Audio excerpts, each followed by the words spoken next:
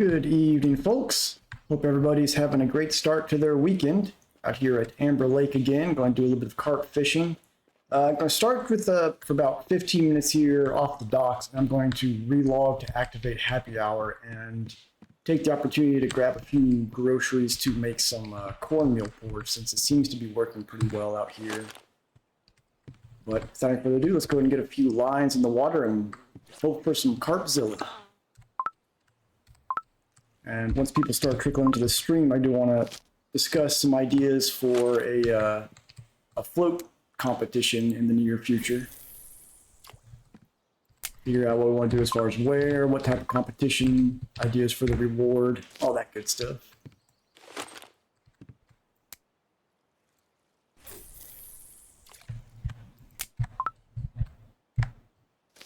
Yeah.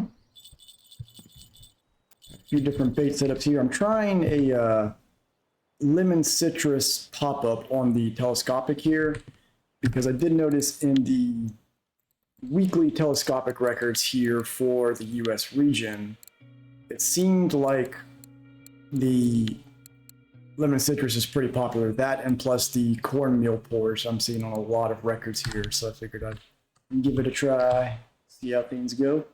Problem is, you don't see what kind of dip or anything is being used on the records. So I've got the mussel dip on there, but I don't know if that's harming my chances at catching anything on it or not. Tonight's tea is a simple Earl Grey tea. Not my favorite. You know, a lot of people swear by Earl Grey. Drink it every now and then, but you know, something about it's got like a kind of like a peppery taste to me, which I'm not a huge fan of.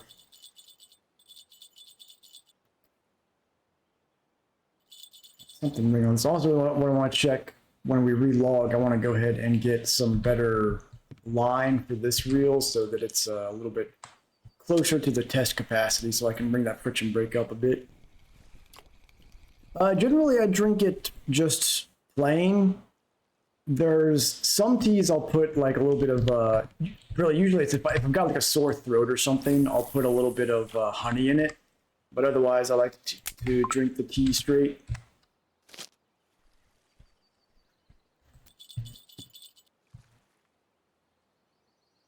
It's got to be a good tea though. That's an important factor. Well, some teas you can make more palatable by adding sugar or milk or stuff like that to it. In my opinion, if it's not a good tea, just don't even bother. Find a better tea.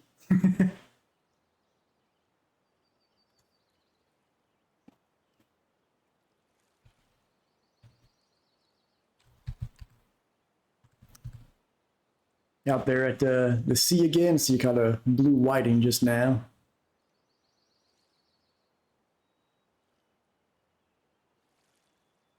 And check, so I've got on this reel here, the capacity is 14.5 kilo, but my line is 13. So I'm gonna see if I can find some like 14 kilo line that I can throw on this to be a little better. I may need to do the same for the HSV as well. Let me check that. See, we got 15.8. Actually, oh, that's my meter. Sorry, that's 54. Okay, so the HSV is fine. It's really just the alpha that I need to work out a little bit better. Yeah, that is true. And you got the Norwegian silver. It's hard to pass up, especially when you're trying to update tackle and stuff like that.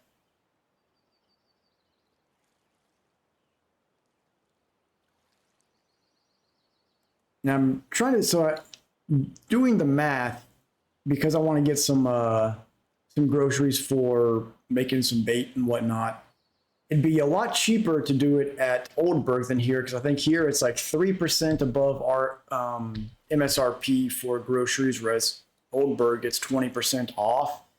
So if I'm going to spend more than basically at least 200 silver, it would make more sense to pay the cost to travel to Oldberg and travel back. But I need to check and see what the actual cost of, because I want to make a decent bit of the porridge. So I'll see what the cost is here, and if it ends up being more than 200 silver, I'll travel to Oldberg and save a little bit of coin that way, and then pop back in here.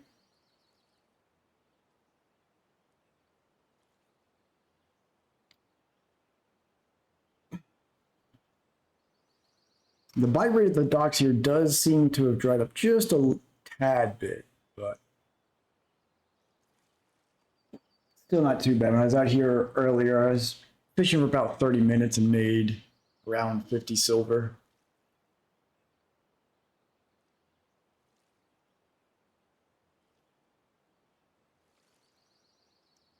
If I had to guess, I'd probably be able to make more silver right now at Seversky just from the Shemaya spot, but we're close enough to bottom fishing. We only need 0.3% to unlock pop-up rig for that, so I might as well stay here and get my bottom fishing up a little bit. Trophy common, especially if it's on the telescopic, right? That's where we want it. Which I'm really tempted to put these points in here right now, but I mean, the rigs are going to be useful as well. I just feel like of all the rod types, telescopic feels like the most important one to just max out because there's really no other way for you to increase your casting distance. So I'm very tempted to put my current 2 points into that. I'm not too far off from level 27 either. We get some fish to actually start biting. Might make some progress. Yeah, like I absolutely plan on putting the points there, I should say. The question is whether or not I want to put them there first, or if I want to put some points into like the 2 carp rigs, the pop-up and classic rig. That's the question. So what does points in Cobra do for you?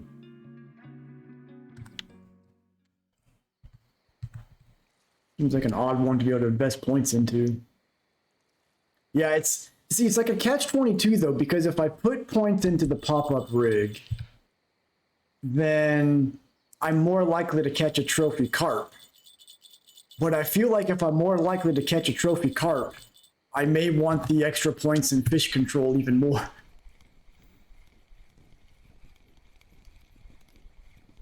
It's got a fat bream here. Hey, 0.2% away from bottom fishing now.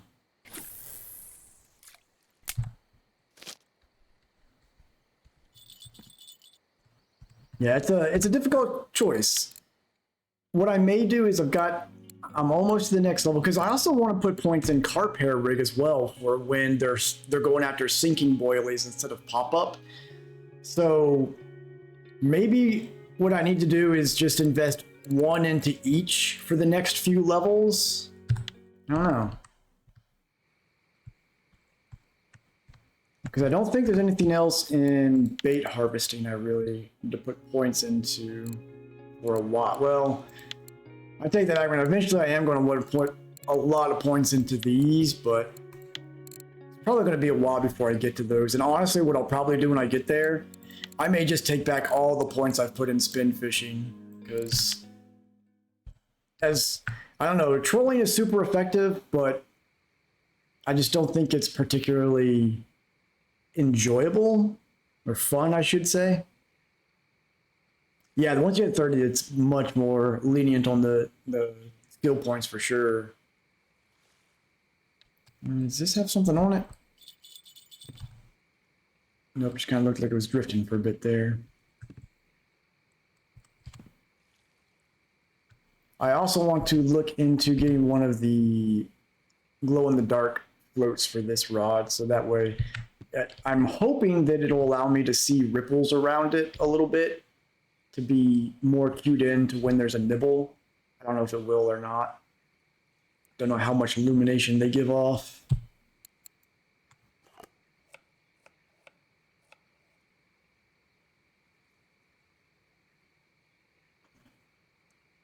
Yeah, because I feel like the carp hair and the pop-up are going to be very important rigs to invest in.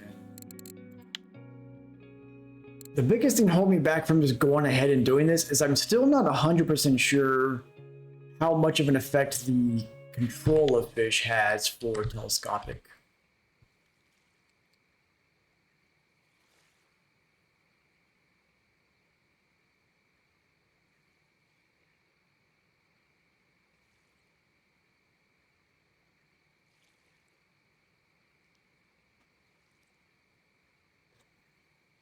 just about 3 or 4 minutes here. I'm gonna go ahead and check the shop to see what the prices are on what I need for the cornmeal porridge here, which is corn, wheat, and sugar. Okay, and I'll based on that, I'll determine whether or not I want to make a trip over to Oldburg to buy it or not. Which reminds me, what's the quantity? So it's 1 of each of those and 10 portions of sugar. Okay.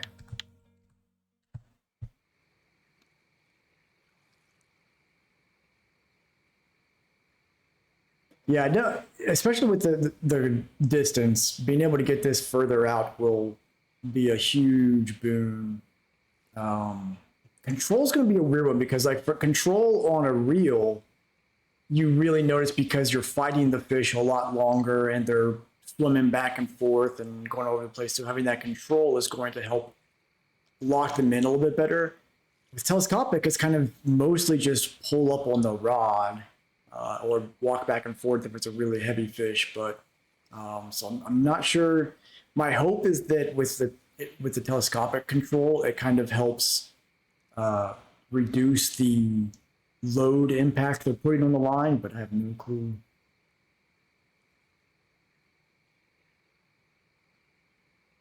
And so what am I using right now? I've got mussels and fruit with tuna and mussel dip on that line. And on this one, I've got pepper and crab mussels with the mussel dip. See which one does better. Yeah, so I need to also remember to try to upgrade this to a 14 kilo line.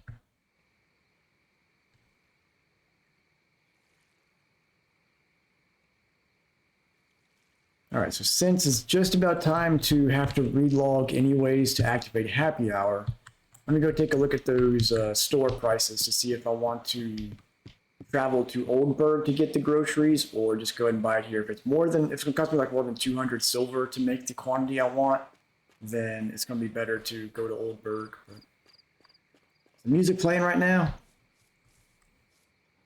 And so like every now and then at certain times of the day, there's some pretty rocking tunes coming from this cafe. All right, where is the grocery store here? It's one of these up here, isn't it? That's the specialty shop. That's just a house. Who has groceries for me? Let's sit over here. Yes. Okay, so we need wheat, corn, and sugar.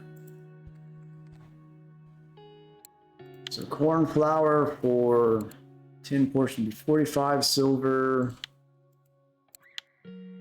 We have buckwheat flour here. Yes. That'd be about 70. And then we need 100 sugar.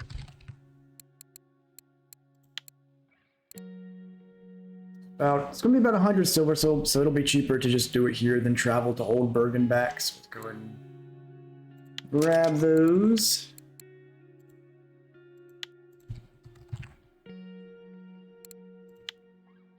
Before I do this, does anyone know if you can use buckwheat in the cornmeal porridge? Because I feel like there are some recipes where it specifically has to be wheat flour instead of buckwheat.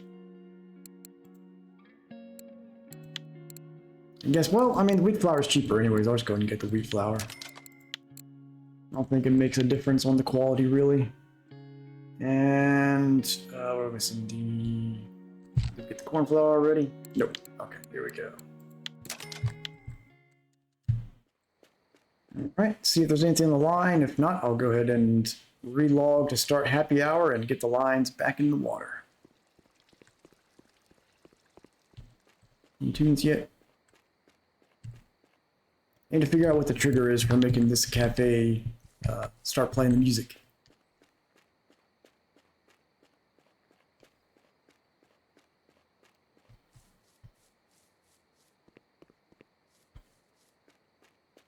All right, is anything on these or am I safe to relog? Looks like I am clear to relog. Let's go ahead and do that. Start the happy hour.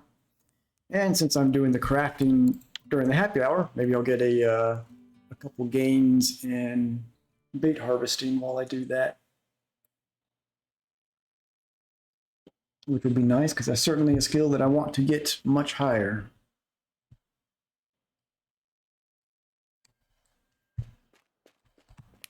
All right, so I'm going to go ahead and throw the two bottom lines out into the water and then make the cornmeal porridge because I want to go ahead and switch to that for the telescopic.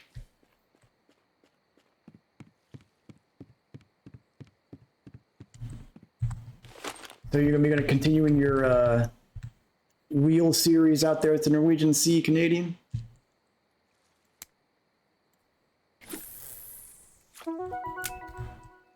Go, happy hour started.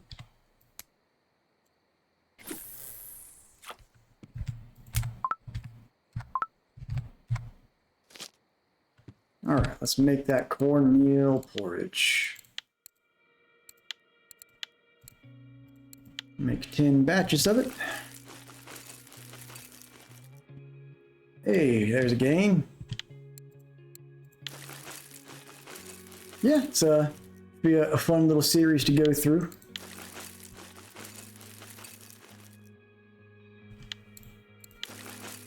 Will we get more than one gain out of this? Hey, there's, ooh, a double. Very nice.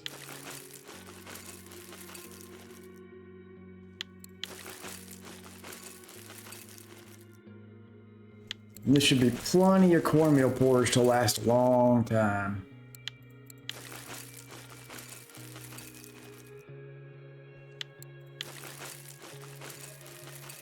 This one, well, we got 0.3's skill out of it. It's not terrible.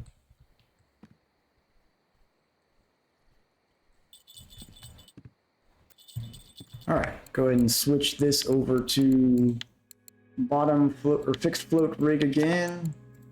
Put the new batches of cornmeal porridge on and adjust the depth down to 1.2 meters.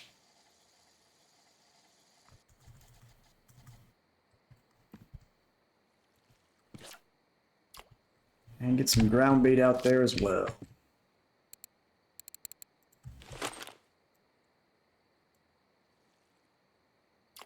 Ooh, perfect. That should do the trick. And now we wait.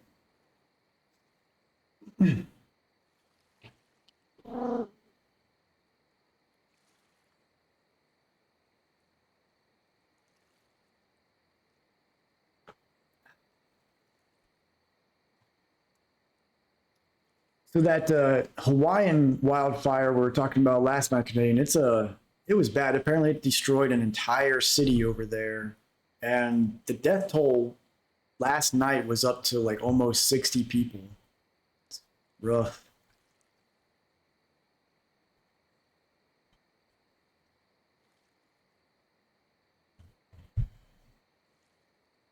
And not the kind of rough that I see capybaras catching in game right now. Rough in the sad to hear way. Hey, Cappy. Heard me calling you out, catching those rough out there.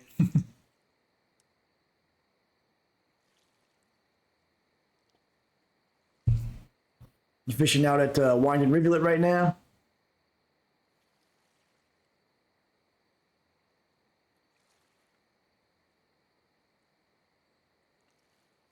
Need these carp to wake up. Rough and Donut's rough, very nice. Yeah, those Donut's rough. Once you find a spot where they're biting, they are nice because they even a small one can be worth like 60 silver pretty easily. It's pretty sweet.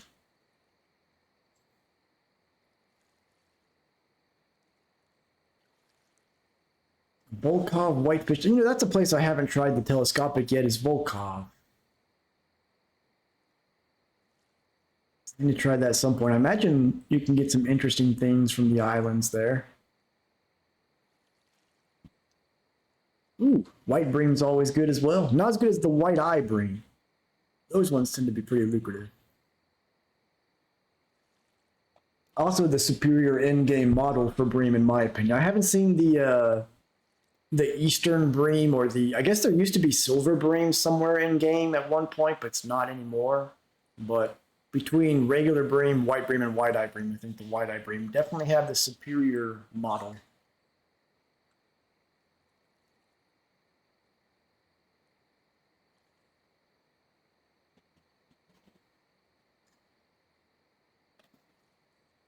I think Hiko went and fished all the carp out of the spot here.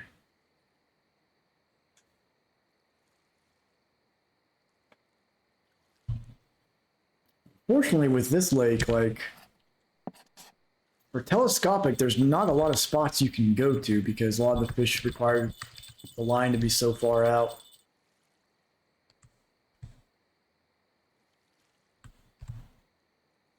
Nice. Gotta love those spots where you're getting a wide variety of species, especially if there's good cafe orders for them.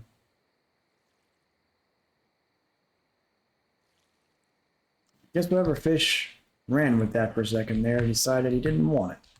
Well, that's one of the things I like about the cafe orders at Wine and Rivulet is that there's usually at least 2 or 3 orders that you can fill up just from the spot right there next to the cafe. Super convenient.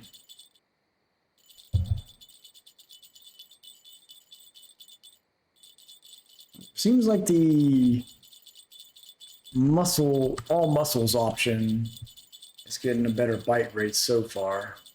Let's see if that continues. If so, I might swap the baits on this one.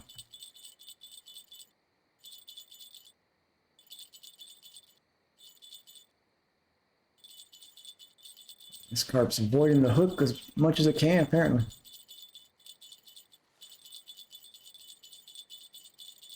Oh, nice.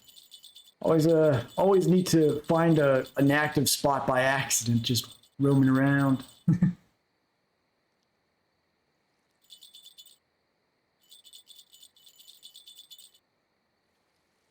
Well, this fish is just indecisive.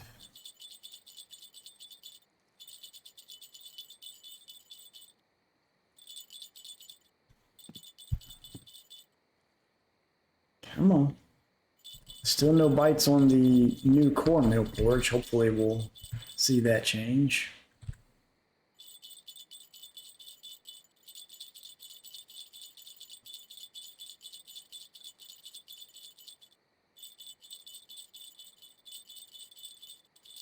Just playing with the food all the time here. Very nice. Gotta love those spots like that are just crazy active. There we go. Finally took it. So what was making all that fuss? Looks like a little common carp. It might be a mirror carp. Frame-sided carp. Okay. All right. They all look so similar when they're in the water.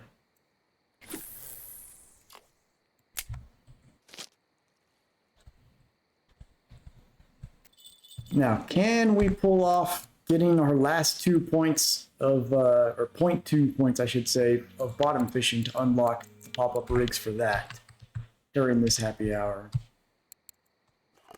Be nice.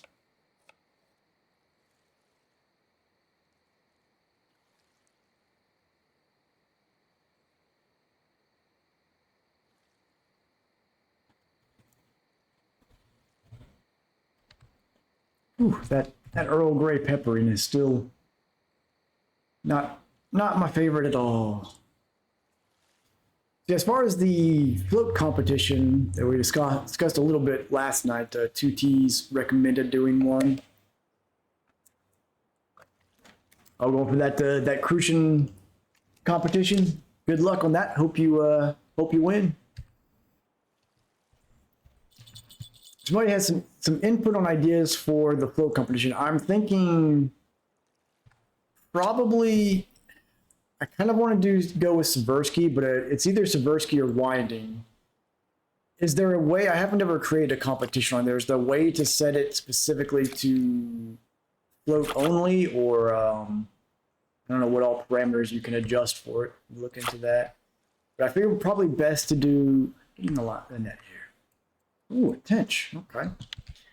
Figure probably best to do just total size of fish instead of like going for like the largest fish or something like that, because going for the large is going to give an edge to people who have the skill points invested, which I'd rather try to make it just something that anyone can just hop into, since I know a lot of people haven't put points into float fishing. Yeah, total kilogram. I definitely think that'll be the way to go. I wonder if you can go further with the restrictions to where I can say like telescopic only or something like that. That would be an interesting way to go about it.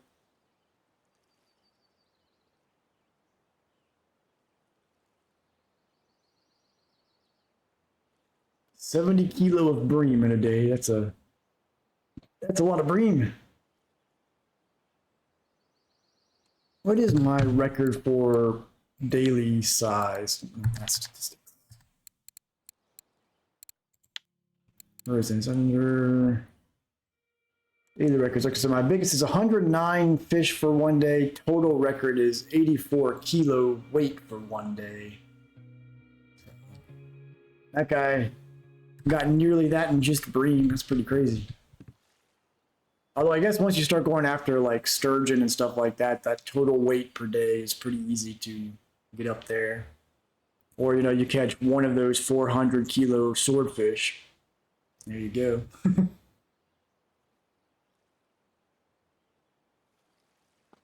Nope, that tench I caught was a telescopic weekly.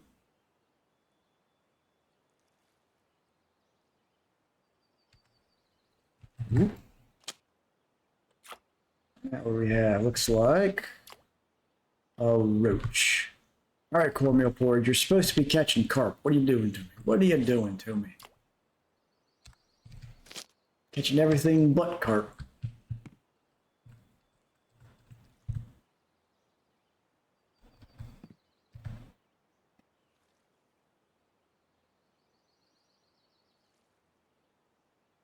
Nice, got all those big carp and filled your daily out there.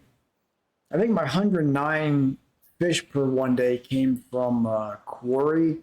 There was one day I was out there where I was trolling and it was just ridiculously active. It was all like perch and ventus, so it wasn't particularly profitable, but crazy bite rate. I've had some days at Seversky drifting down the river where at certain points it was like a fish every 5 to 10 seconds on one of the lines. It was crazy, but it was only for like a few minutes at a time. It wasn't the entire day.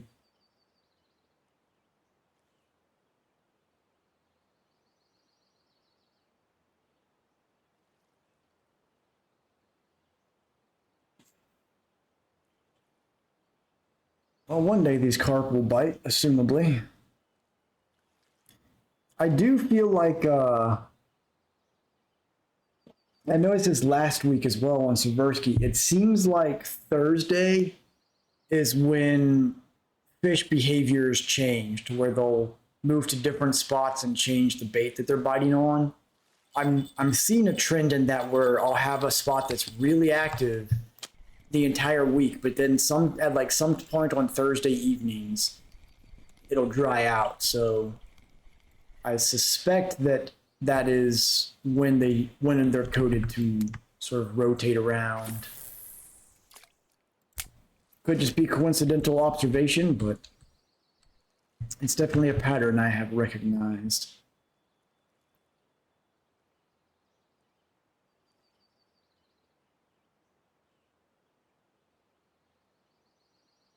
Yep. Yeah, sometimes you'll get a spot that's just that's like the Shemaya for a week straight over that Seversky was just crazy active. And then Thursday, the following Thursday, go there, couldn't catch a single one. And since then, that spot has been like maybe one small Shemaya every 2 days. And we're seeing this like on Wednesday and early yesterday, like yesterday afternoon, this spot with the exact same setups was really active. But as we're seeing now, it's pretty dry. Small fish on here. Maybe not a small fish. Yeah, it's always a shame when a spot that's like got stuff like that, like the grass and black carp dries up. It's carp especially like spot pickiness is so big to them. You can't just kind of like go to random places and hope to get them. So it's definitely a bigger blow when you lose a carp spot. Another common.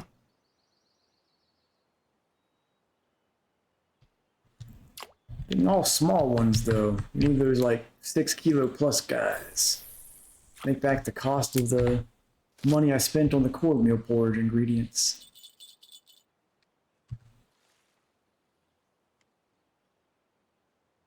Yeah, it's crazy how quickly uh, some of those active spots are found when they rotate. I don't know. I'm with you. I don't know how they're able to spot them so quick. I don't know if there's data miners that are figuring this stuff out, or I mean, it just seems there's so many possibilities of what the bait can be.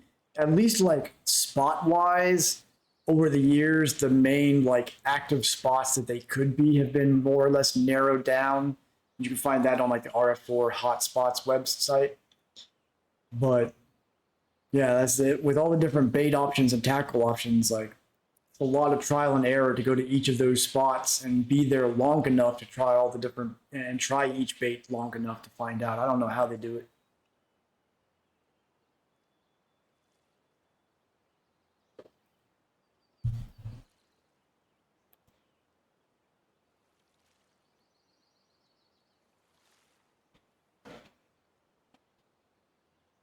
Somehow they do. Yeah, I mean, it could be data mining sheets, or it could just be a lot of really dedicated players. Who knows? I mean, I guess if you can probably figure out like here on Amber, there's probably like 6 different combinations of bait that work really well.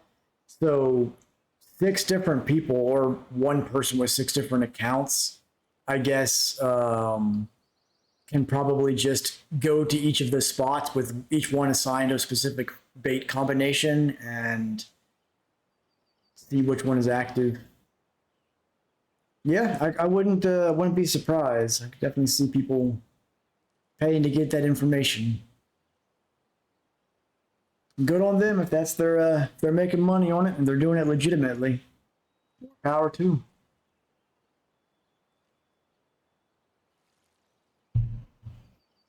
But it's like it's a pro and con. I love that feature of this game where the bait and location habits rotate for the fish. So there's that sort of like discovery element and things like that. So it's not just fishing by spreadsheet. It's just it can be annoying on some bodies where like, especially the carp one. So like here at Amber and Bear Lake, for example, are very unforgiving as far as you're either at a spot and you're getting the fish, or you're trying to find places and they're just not biting at all. I'm not as big a fan of that. You can compare that to like Oldberg, where you can go anywhere on the map and toss something out there. It may not be a great catch rate, but you'll probably catch something. Versus these ones where you absolutely need to be on the exact spots.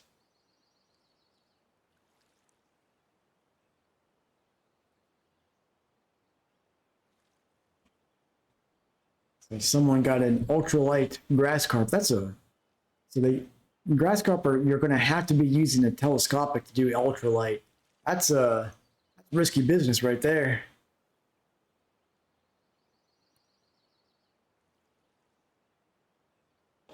Considering the highest rated ultralight telescopic only goes up to like 5 kilo.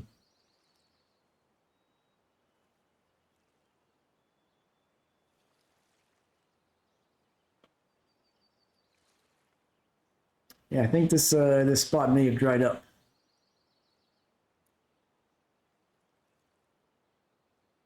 You want to know if any other active spots have been reported in the last like 24 hours for Amber? This is this ain't cutting it.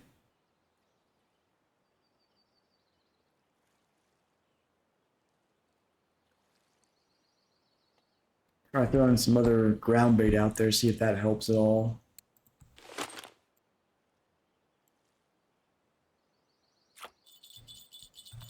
There's a bite.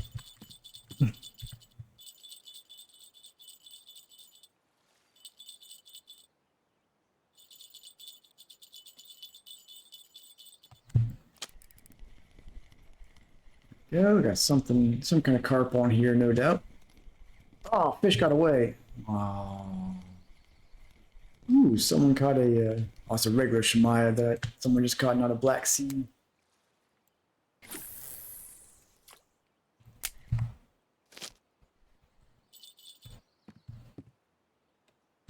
Yeah, well, this cornmeal porridge is not doing much for me. I'm going to try switching to...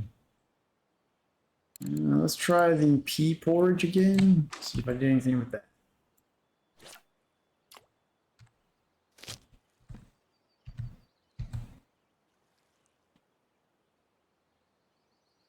Yeah, VK is one of the sites a lot of people recommend using.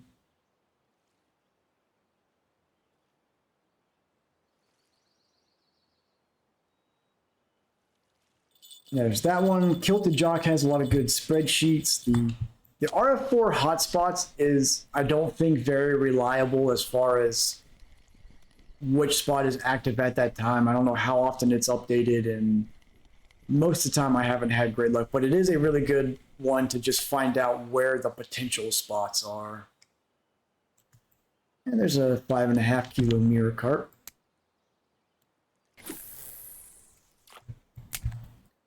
Happy hour still being stingy with the skill gains though. Just 0.2 away from unlocking the pop-up rigs here.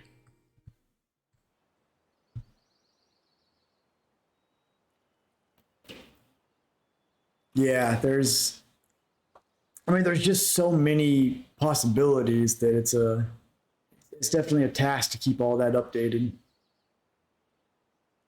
But VK does seem to be the one that's the most reliable and most often frequently updated. But I think another problem that's more of a recent thing is so many people are at this point like they only fish in Norway that there's probably a lot less people doing the other maps to get that information to update it. Ooh. Fish try to put a little bit of pressure on me there.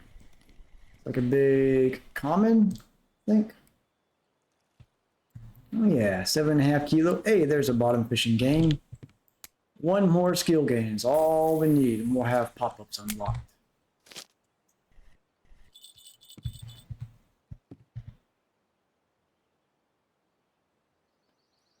And then let's see, we need loop rigs, not a big deal. Hinge dip. No, the next big one is going to be 80% when I unlock the spot and marker rods, which is going to be conveniently useful. Float fishing, 80% is going to be a really big deal for the sandwich bait. So, slowly making our way through it. When the bite rate's this slow, though, it does not get us there very quickly. Yeah, see that the problem with that is there's a lot of good spots here on Amber that have those like 35-meter plus clips. The issue is that I'm trying to make use of the telescopic, so there's only like 2 major spots. There's this one, I think there's one other one where it's within like 15 to 20 meters, which is about as far as I can get the telescopic line out, unfortunately.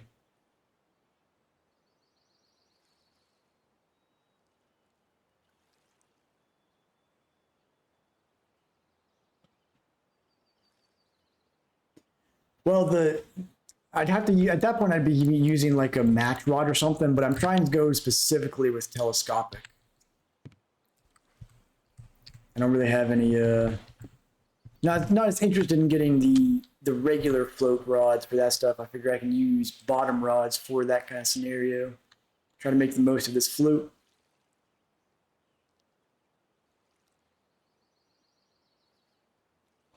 A little nibble here. Hopefully we get something good.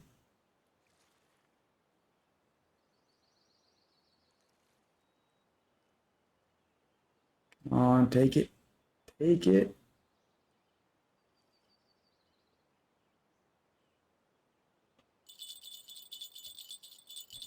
There we go.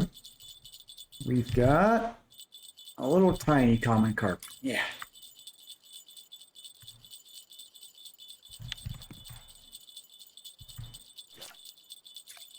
It's not a bad idea. I'll just get a one of the tractor-mounted cranes, pull it out here. It's the ultimate telescopic rod.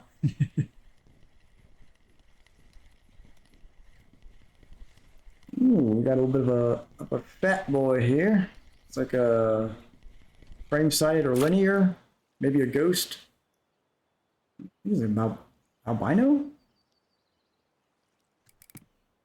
Get in here. There we go. Yeah, linear albino. That's a wow. That is some XP. And we got that 60% bottom fishing. That is awesome. I need to catch one of those on ultralight and get like 200,000, 300,000 XP.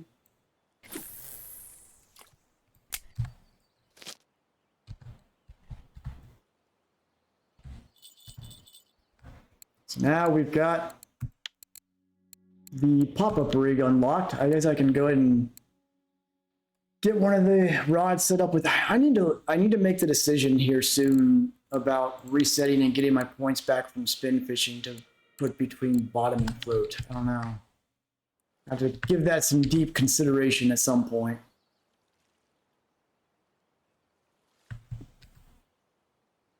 Let's go ahead and put this one over to pop-up rig.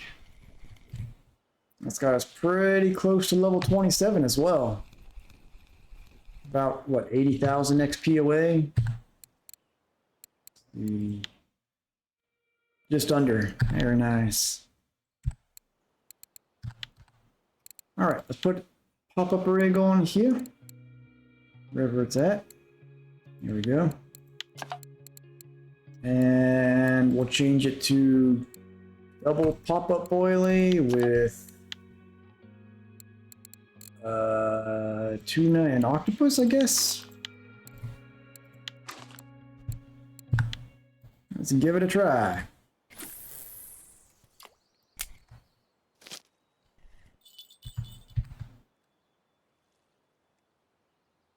Yeah, and the trouble is, spin fishing is nice for trolling. And if I do like archipelago, for example, that's going to be trolling. Like I'm going to try to do some telescopic fishing there at some point, but that's, I guess, let's see. I can probably, at the very least, take the points out of using wobblers. That's 3 points I could get back. Maybe, I mean, I could do that. Maybe if I'm trolling, I guess I'm not as worried about trophy fish, so maybe I just take these points back. That'd be 6 points I'd be able to recover. Definitely need to give it some thought. Also, okay, I was gonna say, like, did I put something in here? Okay, it's just the spinning reel. That's fine. I don't know, have to ponder on it for a while.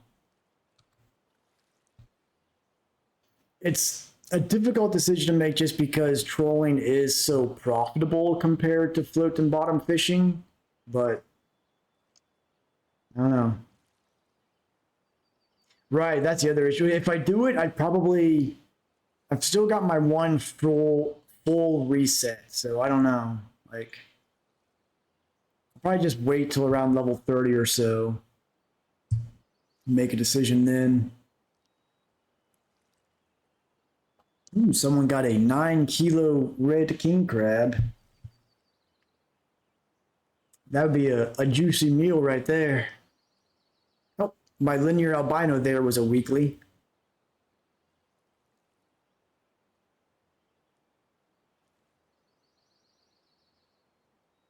I wish there was a way to see like what your current, like if you're not in the top 100, I wish there was a way for you to see what your current weekly skill point rating was for all your different records. Or at the very least, just be able to have a screen to see what your current weekly records are. Be useful.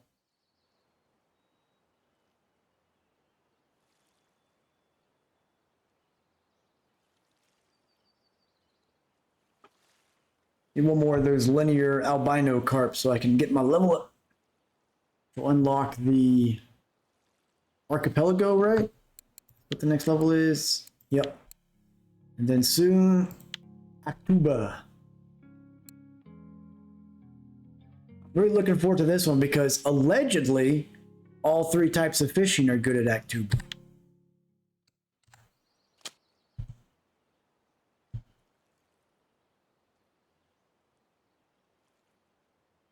And I think that's where a lot of people have been doing a lot of catfishing as well.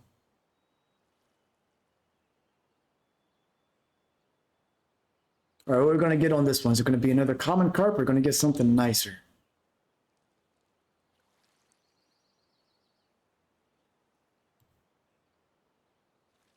Looks like, oh, barbel. Tiny little barbel.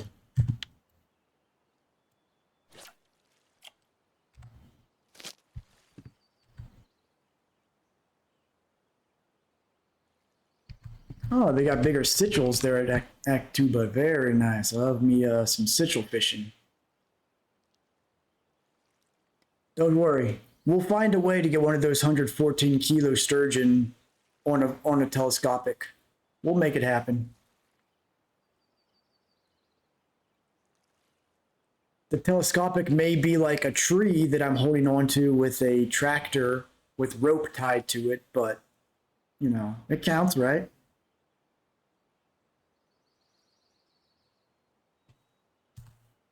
We are not catching a lot of fish. At least this one should be worth a good bit for us.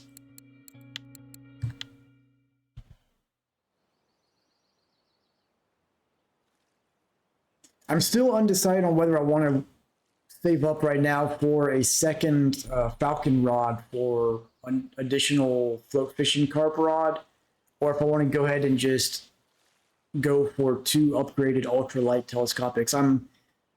I'm leaning towards the ultralight because I think ultimately with the carp one, I've got two bottom rods that can get the same stuff that I'm going after with that I would be going after for the falcon.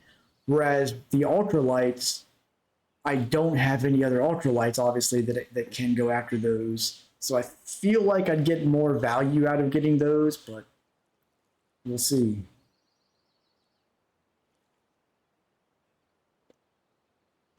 Because unfortunately, it's not like a huge upgrade.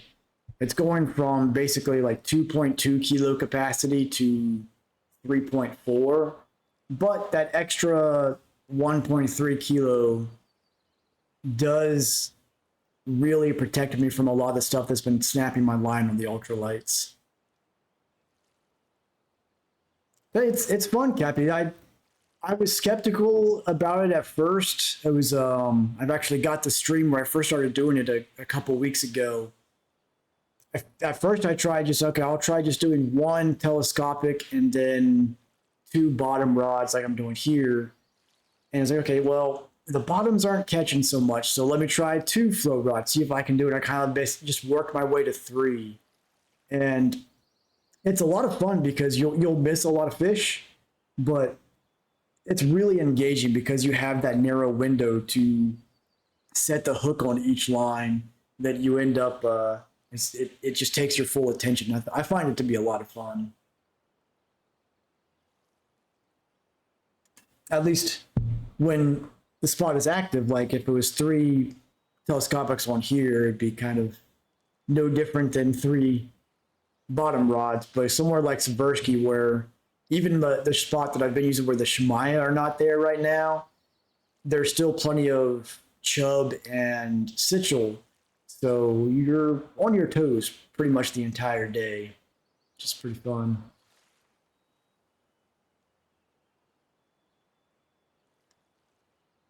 And you don't have to worry about wear on friction brakes or anything like that. And it's ultimately, it's more, in my opinion, more approachable from a cost perspective. Because if you compare, for example, these carp rods here, or not carp rods, but these bottom rods, this is an HSV plus a Fortuna feeder.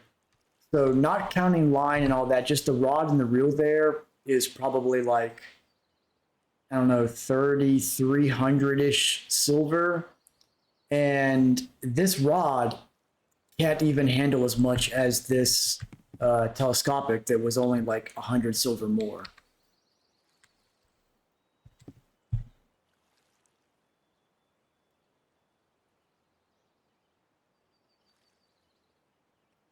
The downside is that when you're learning it, you've got to plan to get yourself some backup hooks because when you're learning, especially, I mean, I wouldn't even really say a learning issue, just when you're starting out, if you're using especially the ultralight telescopics, you're going to have lines snap because there's going to be something that hits it and there's just nothing you can do. But luckily, the hooks are only like 8 to 12 silver a piece that you use for it. The ultralight is very worth it though because you get that 100% XP bonus, and that really that makes a huge difference in stuff like Ponic Shad and Shemaya. Hey Hiko, I'm out here just trying to figure out what you did with all my carp. You scared them off.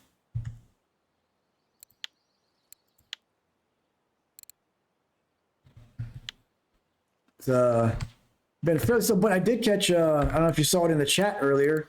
We got a linear albino carp, so that was fun. Nice rare species, was worth like 143,000 XP. Yep. What should I? All right. He wanted something for free, so all right, you guys. What should I send him? Should I send him a worm, or should I send him? Let's see. What do I have in here? Should I send him a worm, or should I send him a piece of egg dough?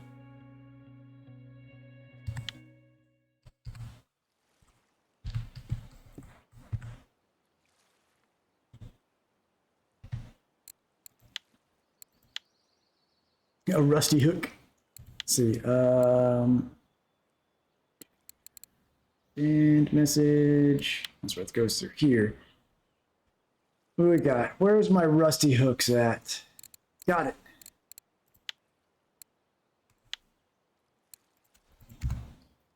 Okay, the rusty hook has been sent.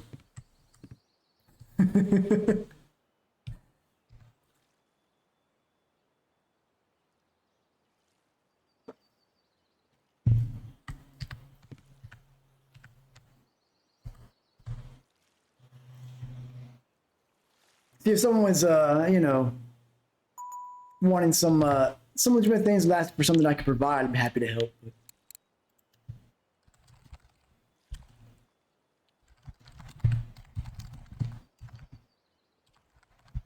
He said thanks, so I said no, sure thing. Hope it catches your trophy.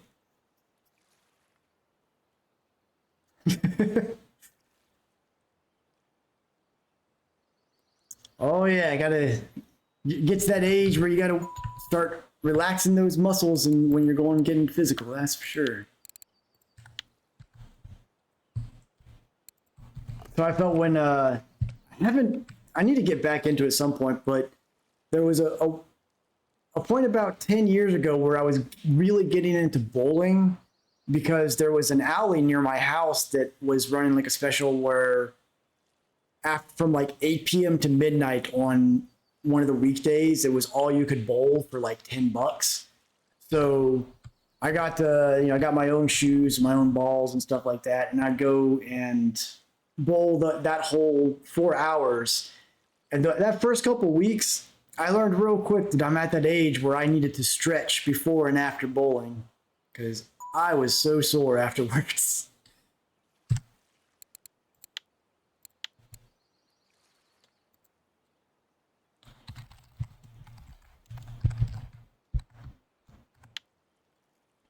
But speaking of bowling, if anyone's never heard of it before, there is a brand of bowling ball manufacturer called Storm. And they have a special gimmick with their bowling balls where all of them are scented. Like they have different scents like bubble gum, tropical fruit, stuff like that, which is hilarious to me. And I'm not gonna lie, I definitely have a couple of them, and I do take a nice whiff when I pull them out of the bag.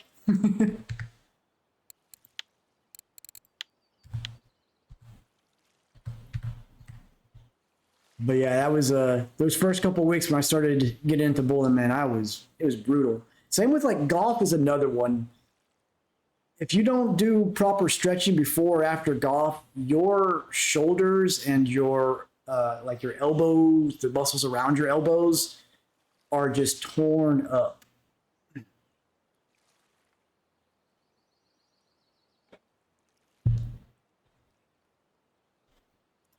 Well, I don't know what you did to the carp here, Hiko, but they've left. They've packed their bags and they've gone off somewhere else.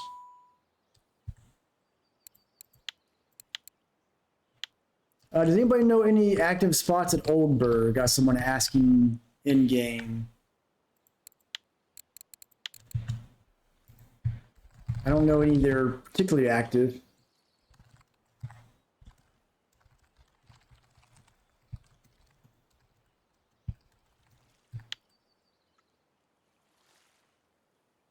Yeah, well, I guess I can tell them to search for VK, but I saw them, the C2 spot's usually a good spot.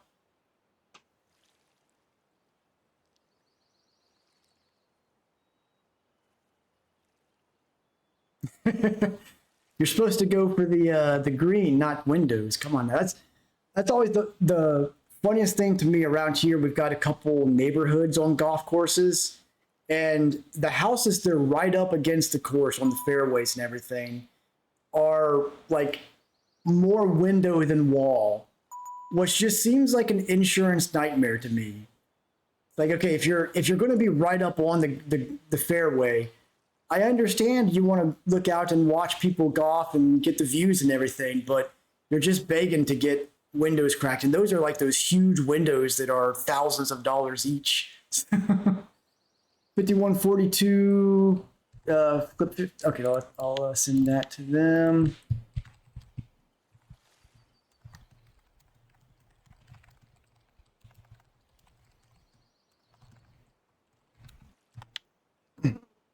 So I always got a kick out of seeing those houses. Like, all right, at some point someone's gonna knock a ball through that window, and it's gonna cost thousands of dollars to replace. And if I was the insurance claim adjuster out there, I'd be like, you're asking for it.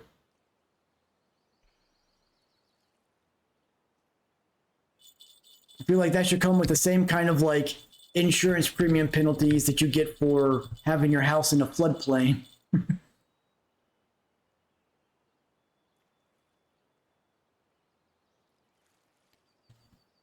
Yep. Oh, okay. I think it might be on the hook here. Let's see.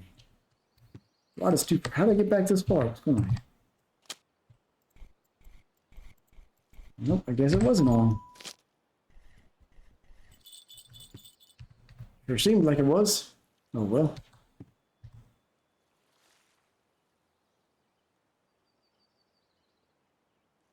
Yeah, with that point. This guy is level 13.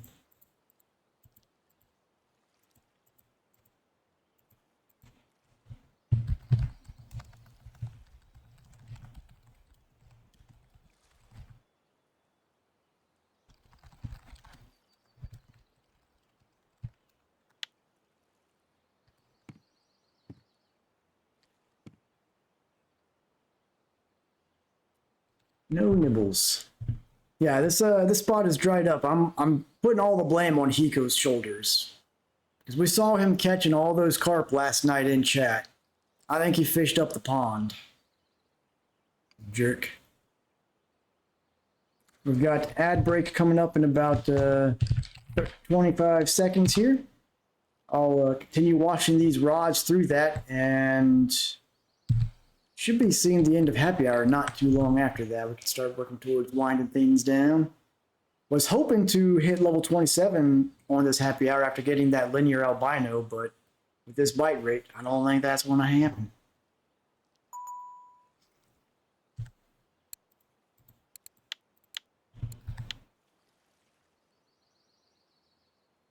Well, if you start catching them, then that's going to give me even more reason to put the blame on you. Hydrate time, you got it.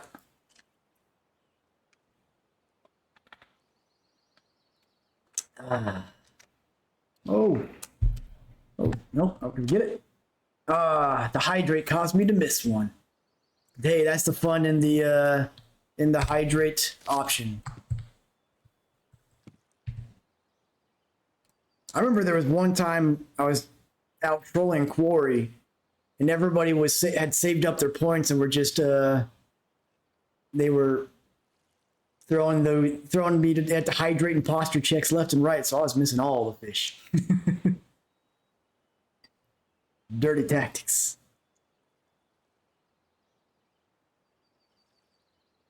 I know I shouldn't have mentioned that though, because now I know we've got some people who are going to use that as a tactic if I stream the float competition. Oh, here we go. Okay, okay. If I can reel this in fast enough while it's still happy hour, we might get 27 yet.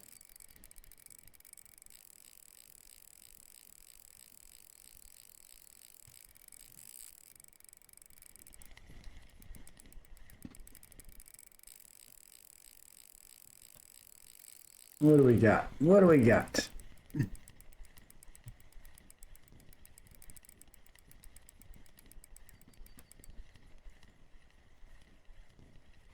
All right, seems to have already worn out. Okay.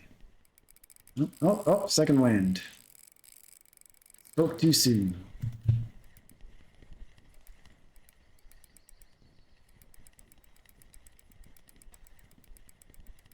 Heading out here, Captain. Well, good luck. Hope the carp bite a little more frequently for you than they have been for me.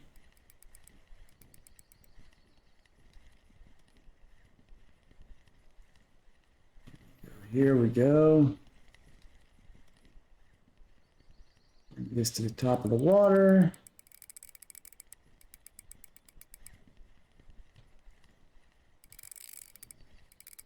Got another second wind in them. Guess that'd be a third wind.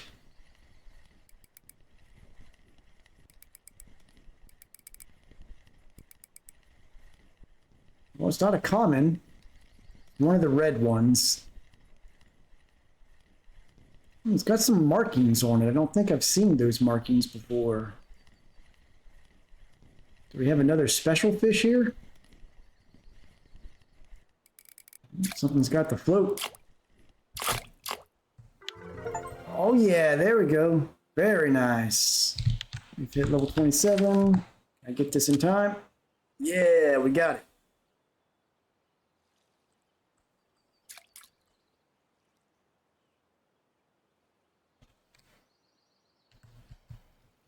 Oh, he's a heavy boy. I can't get him up out of the water.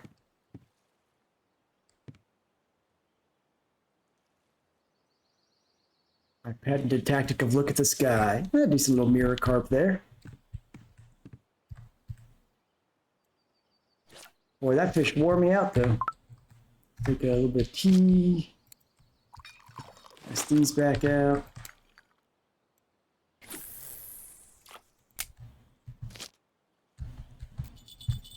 Appreciate it. Welcome to the chat there, Slightly Rustled.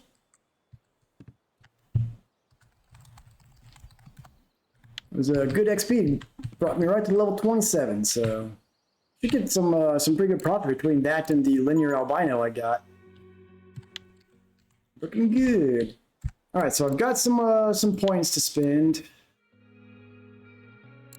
I'm gonna put at least one more point into this, I think. Hold on. I'm gonna wait. I'm gonna go too quickly. And Slightly Rustled, I do like to ask my my first time chatters here what their favorite body of water to fish on is.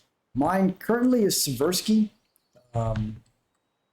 Amber's is fun. The carp's nice and profitable, but I don't know. I've really enjoyed my time at Seversky.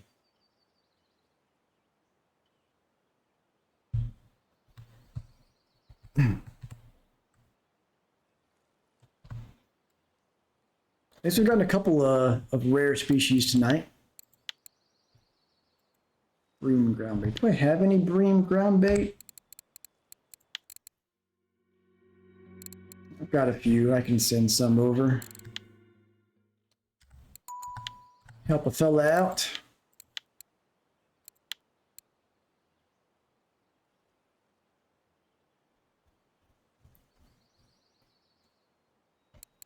Here we go.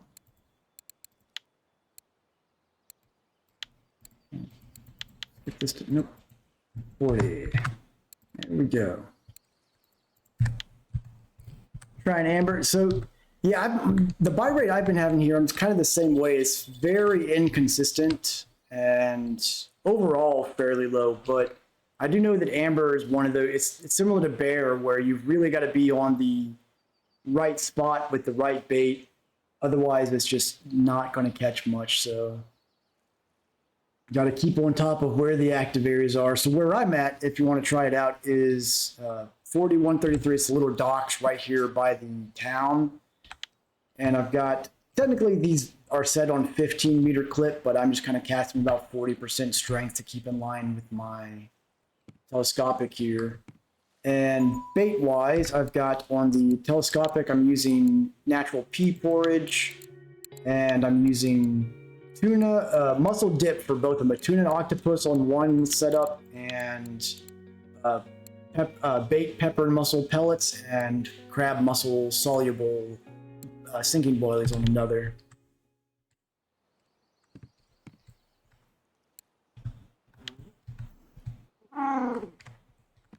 But it definitely hasn't been the most active spot.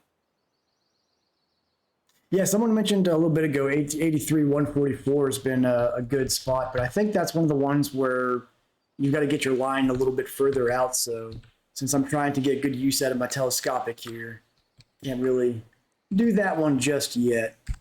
But I really, so where I'm torn with how to prioritize, I'm going to want to put 3 points in carp hair rig, 3 points in pop-up, but I really want to get this maxed out as well. So I think, all right, I'm going to go ahead and put a point into this one now. Let's go on with it. Is this going to be useful no matter what rig type I'm using? So go ahead and go in, but we'll see how effective the different rig types are for me to decide where I want to put my next few points.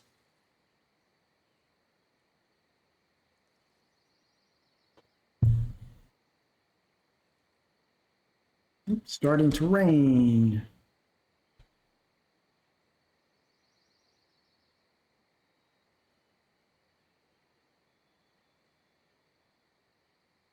Let's see, I need 1.5, or no, almost 2 million XP for the next level. Oof. Oof. We'll get there.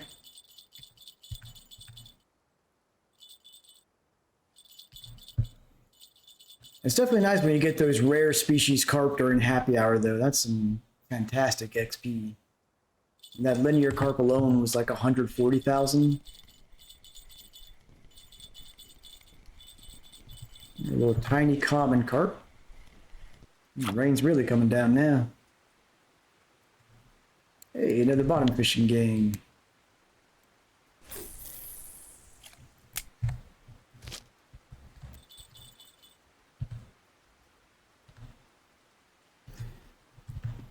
So before I purchase one, does anybody know what if the light up floats give enough illumination to where you can see ripples around them at night, or if it's just going to be the actual like stick part of the float that glows and doesn't really shine any light around it?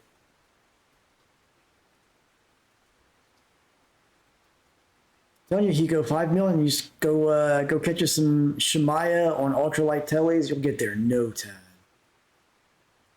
Maybe a bit of an exaggeration, but I see you guys are catching the carp here. I guess I'm just unlucky right now. Come on. Share some of the carp with me.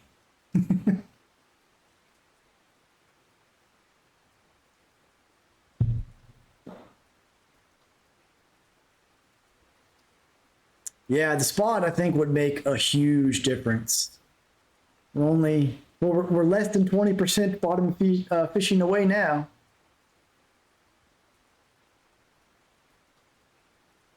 I mean, technically, I could get by without a spot and just have like several thousand ground bait and just pepper the entire pond with ground bait.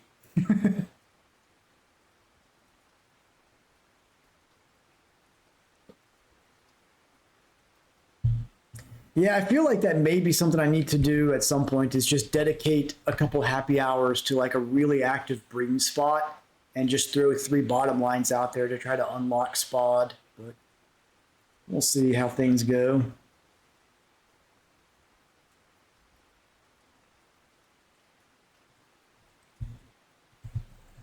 This rain makes a temperature or character comfort meter such a pain to keep up. Oh, so going back to the float competition, it'll probably be next week because I know I'm not going to be able to do a stream tomorrow night. I'll probably be able to do a stream the night after tomorrow, but we'll figure out a day sometime next week, do a float competition, figure out between either Winding Rivulet or Seversky. Does anybody have any suggestions for a reward for it?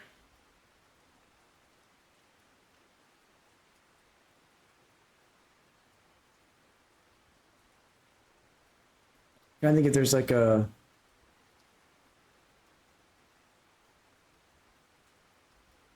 they are glowing. Okay, so a Vanga reel Canadian flat. Well, how about I just go with the full Imperial reel in there? I might look and see. Maybe I'll check the telescopic rod options and see if there's like a good telescopic rod that won't send me back too far that I can put on there as a reward that'll be useful. Like maybe like this comma. I don't remember this comma comfort being too terribly expensive, and it's a pretty solid little one. It's about 5.5 kilos, so you can do some good fishing with that. So maybe either that or like an ultralight telescopic. The free bamboo rod. Get another rusty hook.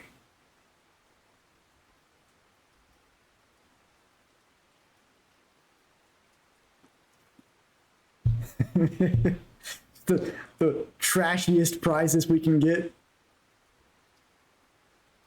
10,000 wet bread. I don't know, wet bread's useful, and that's kind of, that can get pricey to make that many.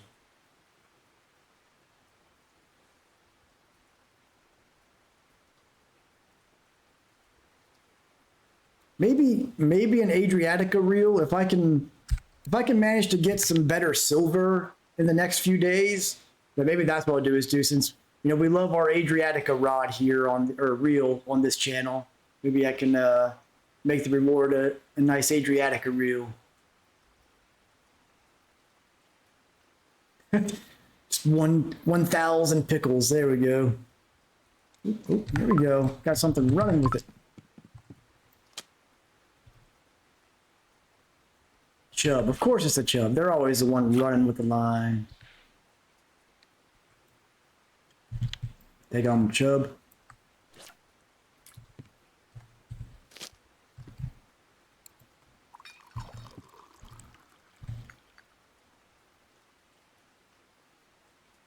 Yeah, I'll give it some thought, price some things out, but yeah, I think we'll do total fish or total weight caught for it. And I guess,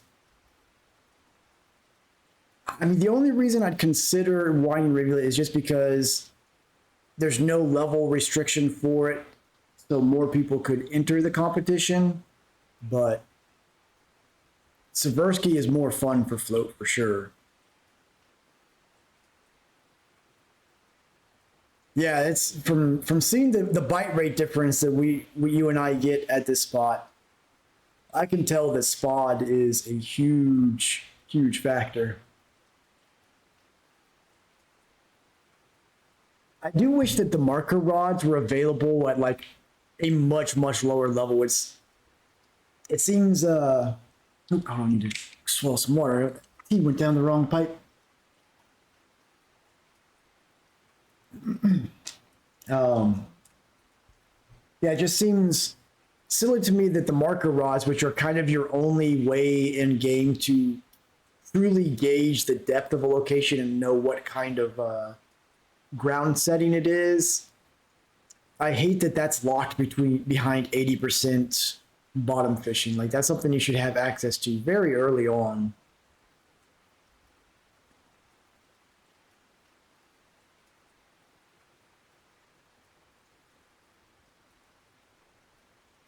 Will we get any more fish before happy hour ends? We've caught 17 fish so far. I mean, this would be a pretty low profit day if it weren't for the two rare species.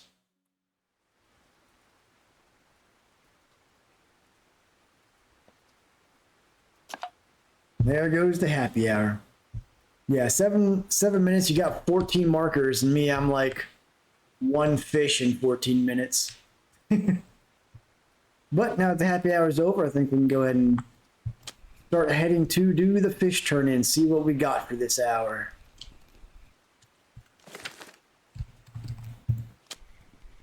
Maybe we'll get lucky and have a cafe order we can turn in as well. I don't know why my retrieval speeds keep getting reset on me.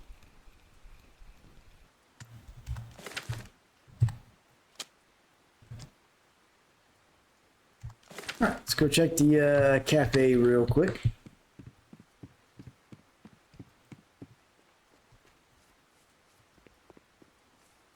Try the pea porridge, maybe.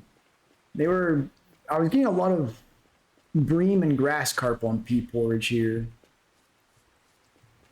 All right, cafe, what you got? I think we got any large enough for that, or that one, unfortunately. So it's just going to be raw fish market. So let's do our guess.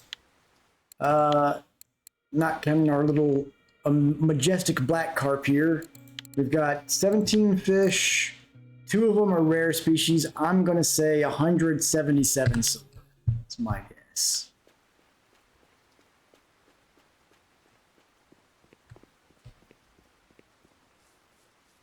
$294, $144 from Canadian. See what the total price is. Over 186 from Cappy. Our total value is 245. Wow. Hiko, well, if we're going by Price is Right rules, Hiko doesn't, it's going to be Cappy. Hiko was over. But by difference, closest one. So we got, 82 for that common ghost carp, 80 for that linear albino. So 160 of that was just from those 2 fish. Crazy. Otherwise, they were pretty mediocre today. Very mediocre, in fact. But hey, that's a pretty good profit. Back up over 1,000 silver. So can't complain there. Go ahead and get our nightly bait scoop in. Will we get all 3? Boy, I only got 1 of 3. Terrible.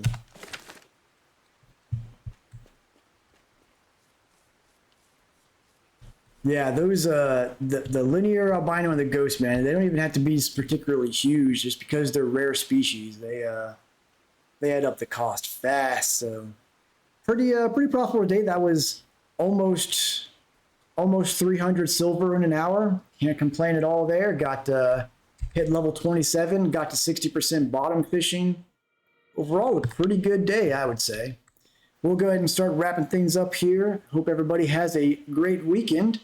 I'll stream probably night out tomorrow night, figure out the day that we'll do the float competition, get all the details for that together. Appreciate the follow there, Blue Freak. I saw you started streaming too, so if you guys happen to catch Blue Freak and Shark, I know they've started streaming as well. I've been noticing in M-Dog's channel, so be sure to check them out. And I will catch everybody next time. Everyone have a good weekend and tight lines. Take it easy, folks.